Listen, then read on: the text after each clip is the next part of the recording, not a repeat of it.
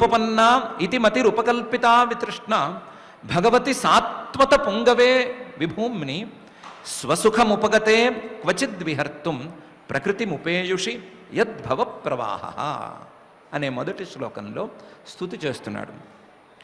స్తుతి చేస్తున్నాడా, మనలాంటి వాళ్ళకి ఉపదేశం చేస్తున్నాడా అనేది వేరే విషయం. పరమాత్మను అర్థం చేసుకోవలసినటువంటి తీరు మనలాంటి వాళ్ళకి అర్థమయ్యేటట్లు చెప్తున్నాడా, లేకపోతే తాను ఇంతకాలం చేసుకున్నటువంటి సాధనను పరమాత్మకు ఒప్పచెప్పుకుంటున్నాడా అని తేల్చుకోవటం కష్టం. కానీ ఈ రూపంలో స్తుతి చేశాడు అని మాత్రం చెప్పుకోవటం సులభం. ఇంతేకాదు, నాకు ఎదురుకుండా ఉండేటువంటి రూపముందే, అది సామాన్యమైన రూపం కాదు. త్రిభువన కమనం తమాలవర్ణం రవికర గౌర వరాంబురం దధానే వపురలక కమల వపురలక కులావృతాననాబ్జం విజయసఖే రతిరస్తు మే అనవద్య అని రెండో శ్లోకంలో చెప్పాడు. త్రిభువన కమనం, ఆయన ఎదుర్కొండా శరీరంతో నా ముందు నుంచున్నాడు. ఆ తన శరీరాన్ని నా మనసులో ముద్ర వేయటానికి నుంచున్నాడు. తన శరీరంతో సాక్షాత్కరించి ఆయన మీద నాకు ప్రీతి కలిగేటట్లు చూస్తున్నాడు, ఆయన మీద నాకు భక్తి కలిగేటట్లు చూస్తున్నాడు. ఆయన అనుకున్నట్లుగానే నాకు ఆయన మీద భక్తి కలుగుగాక, ఆయన యొక్క రూపం మీద నాకు ప్రీతి పెరుగుగాక. ఎలాంటి రూపంతో ఆయన ఎదుర్కొండా ఉన్నాడు? త్రిభువన కమనం, ముల్లోకాలలో ఉన్న వాళ్ళందరినీ కూడా మోహింపజేయగలిగినటువంటి రూపం, ఆ రూపంతో ఉన్నాడు. ముల్లోకాలలో దేన్ని ఉంచినా సరే ఇంత అందంగా ఉండటానికి వీల్లేదు, అంత అందంగా ఉన్నాడు. ముల్లోకాల్లో అందమైన వాటన్నిటికంటే కూడా అందంగా ఉన్నవాడు. త్రిభువన కమనం, అదేదో అందం అంటే మనకు తెలిసిన భాషలో అనుకునేరు, అలా ఏం లేదు. తమాల వర్ణం, నల్లగానే ఉన్నాడు ఎదుర్కొండాను. త్రిభువన కమనం తమాల వర్ణం రవికర గౌరవ వరాంబరం దధానే, సూర్యుడి యొక్క కిరణాల లాంటి రంగు కలిగినటువంటి పట్టుబట్టను కట్టుకున్నాడు. వరం అంటే శ్రేష్టమైన పట్టుబట్టను కట్టుకున్నాడు. రవికర గౌర వరాంబరం దధానే, అటువంటి పరమాత్మ యొక్క సగుణమైన రూపం మీద వపురలక కులావృత ఆననాబ్జం, ఇప్పుడే యుద్ధరంగం నుంచి వచ్చాడు కదా, ఇంకా ఇంకా పెద్దగా తన అంతఃపురానికి వాటికి వెళ్ళలేదు. యుద్ధంలో జరిగినటువంటి హడావిడికి ఆయన కురులు కాస్తంత చెడిపోయి ఉన్నాయి కదా, అందువలన ముంగురులు ఎక్కువగా ఆయన మీద వాళ్తున్నాయి. ఆయన యొక్క ముంగురులు ఎక్కువగా ఆయన పాల భాగం మీద, నుదుటి భాగం మీద వాలుతూ ఉన్నాయి. అలక కులావృత ఆననాబ్జం, ఆయన యొక్క ముంగురులు ఎక్కువగా ఉన్నాయి, సరిగ్గా దువ్వుకోవటం అది జరగటం లేదు. అంటే బ్యూటీషియన్స్ వాళ్ళు ఇంకా పని చేయట్లేదు. అందువలన అలక కులావృతాననాబ్జం, ఇలా ఉన్నా సరే ఆయన మొహం పద్మంలాగా చక్కగా అందంగానే ఉంది. అలాంటి విజయ సఖే, విజయుడు అనేటువంటి పేరు కలిగిన అర్జునుడి యొక్క ప్రియమిత్రుడైనటువంటి ఆయన యొక్క రూపం మీద రతిరస్తుమే, నాకు భక్తి కలుగుగాక, నాకు ప్రీతి రూపమైనటువంటి భక్తి కలుగుగాక. ఎట్లా అంటే, ఈ మాత్రం భక్తి అందరికీ ఉంటుంది, కానీ ఈ భక్తితో గనక దండం పెడితే ఆయన ఏదో ఫలితం ఇస్తాడు అనే ఆశతో ఉంటుంది. నాకు అలాంటి భక్తి అక్కర్లేదు.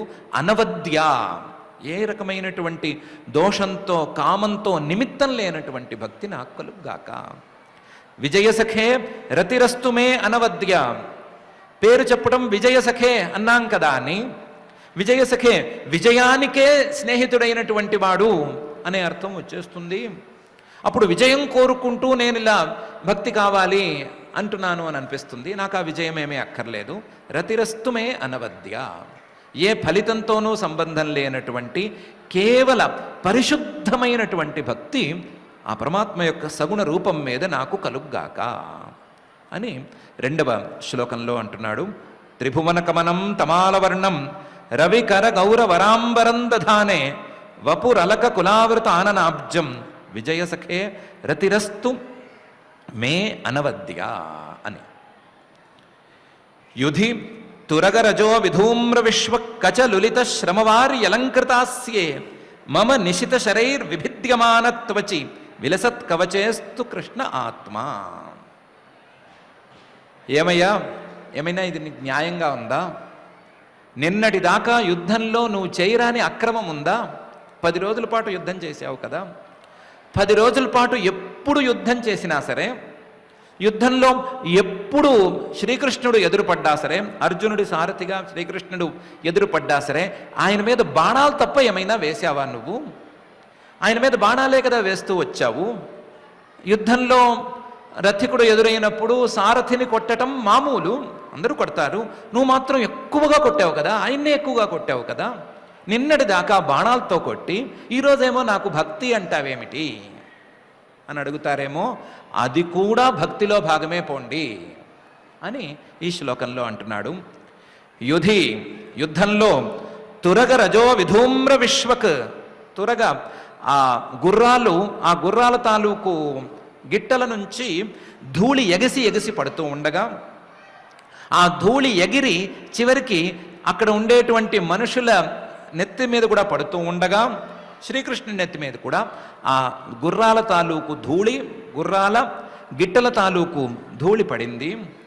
దాంతో మొత్తం తలంతా కూడా ధూళి భరితమైపోయింది. విధూమ్ర విశ్వక్కచలు, దీనికి తోడు యుద్ధంలో హడావిడిగా ఇటు అటు ఊగుతారు కదా, ఆ ఊగటంలో కట్టినటువంటి ఈ కేశపాశం మొత్తం జారిపోయింది, ఇటు అటు చెల్లా చెదరైపోయింది. విధూమ్ర విశ్వ కచలులిత, ఆ వెంట్రుకలు, తల మీద ఉండేటువంటి వెంట్రుకలు ఈ ధూళికి పూర్తిగా ధూసరాలైపోయి, ఈయన శ్రమకి చెమట కూడా పడుతుంటే ఆ చెమట ఈ ధూళి రెండు కూడా కలిసిపోయి ఆ వెంట్రుకల నుండి బొట్లు కింద కారుతూ ఉంటే, శ్రమవారి అలంకృతాస్యే, ఆ నీటి బిందువులు గుర్రపు గిట్టల తాలూకు ధూళి కలిసినటువంటి చెమట బిందువులు ఆయన ముఖం మీద బొట్లుగా రాలుతూ ఉంటే చాలా సుందరంగా ఉంది. ఎవరైనా చూడగలిగితే చూసుకోండి. శ్రమవారి అలంకృతాస్యే మమ నిశిత శరైర్ విభిద్యమాన త్వచి విలసత్ కవచే. నేనేం చేశానంటే నాకున్న బాణాల్లో కల్లా తీక్ష్ణమైన బాణమే తీశాను ఆయన కోసం. సారథిని కొట్టేటప్పుడు మిగతా సారథుల్ని కొట్టినట్టుగా దయ చూపించలేదు. దయ చూపించకుండా నిశితం, చాలా తీక్ష్ణమైనటువంటి బాణాలే తీశాను. ఆ తీక్ష్ణమైనటువంటి బాణాలు ఆయన వేసుకున్నటువంటి కవచాన్ని చీల్చి లోపలికి వెళ్ళి గుచ్చినాయి. అంటే నా బాణాలు పడిన తరువాత పైన అలంకారంగా ఆయన కవచం ఉంది, అంతేను.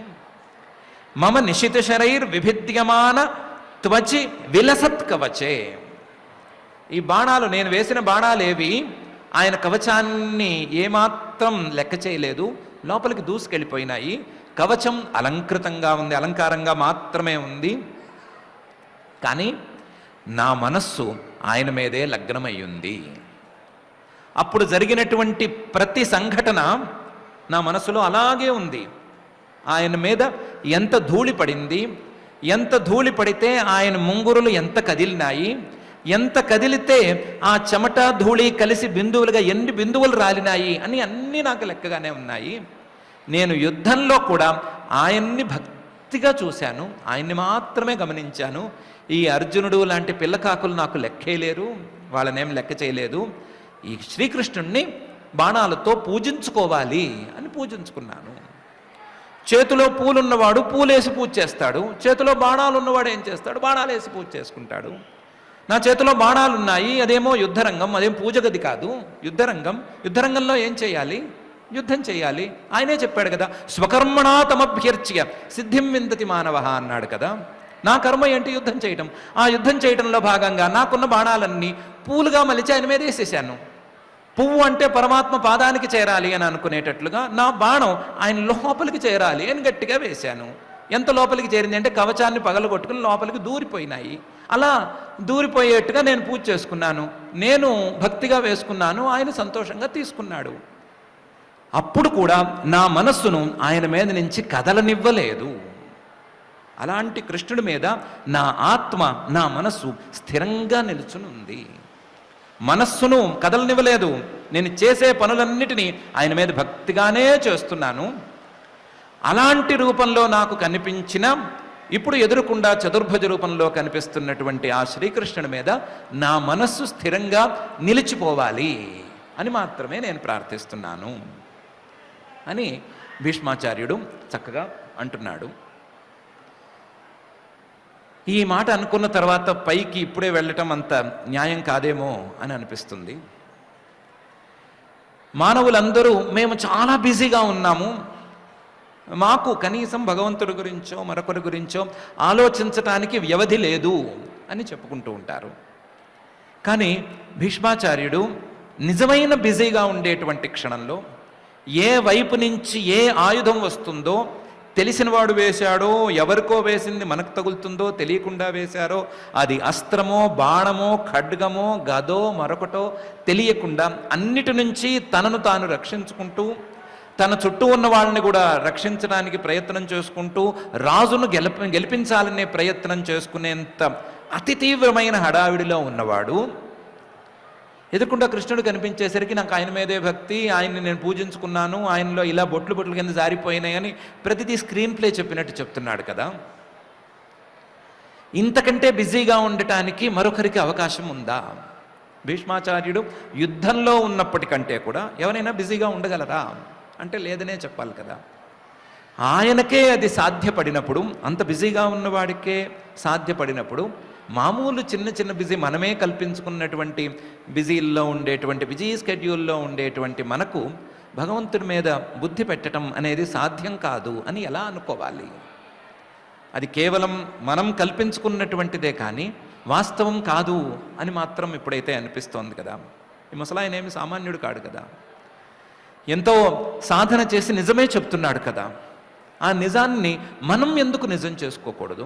మనం కూడా మనకు ఉండేటువంటి ఈ పనులలో భగవంతుణ్ణి స్మరించుకునేందుకు వ్యవధిని ఎందుకు చూసుకోకూడదు? అదే వ్యవధిని క్రమక్రమంగా పెంచుకుంటూ భగవంతుణ్ణే అన్ని సందర్భాల్లోనూ స్మరించుకునేటువంటి తాహతును ఎందుకు సంపాదించుకోకూడదు అనే విషయాన్ని మనం సీరియస్గానే ఆలోచిద్దాం. మనకి ఇలాంటి సీరియస్గా ఆలోచించేటువంటి శక్తిని ప్రసాదించమని, ఇలాంటి బిజీ స్కెడ్యూల్లో కూడా మనసులో కాస్తంతైనా భాషించమని, మనసులోనే కొలు ఉండమని ఆ నిత్యశుద్ధ బుద్ధముక్త స్వభావుడైన శ్రీ వెంకటేశ్వర స్వామి వారిని భక్తిగా ప్రార్థించుకుందాం. ఆ ప్రార్థనతో ఈరోజు పారాయణ కార్యక్రమాన్ని ప్రారంభించుకుందాం.